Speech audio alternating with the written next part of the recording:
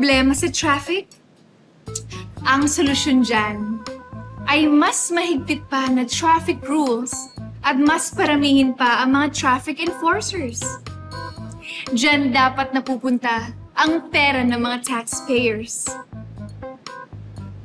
Pero ako, I don't mind.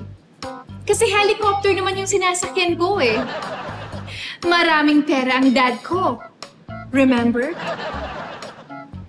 Gets?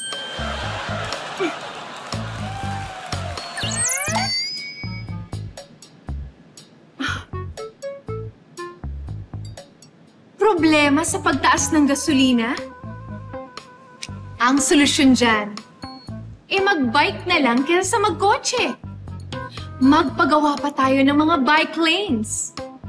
Diyan dapat napupunta ang pera ng mga taxpayers. Pero ako, I don't mind. Kasi kumukuha kami ng gas directly from the oil companies in Dubai. Maraming pera ang dad ko.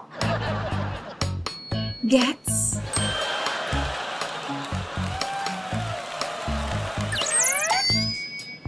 Oh!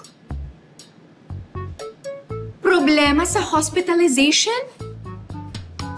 Ang solusyon dyan, sagutin ng gobyerno ang mga gamot at pagpapa-ospital ng mga tao. Diyan dapat napupunta ang pera ng mga taxpayers. Pero ako, I don't mind. May sarili kaming hospital eh. Maraming pera ang dad ko. Remember? Gets?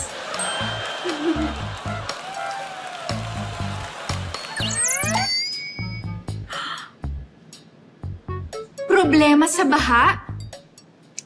Ang solusyon dyan... Wait. Bakit natin susolusyonan yan?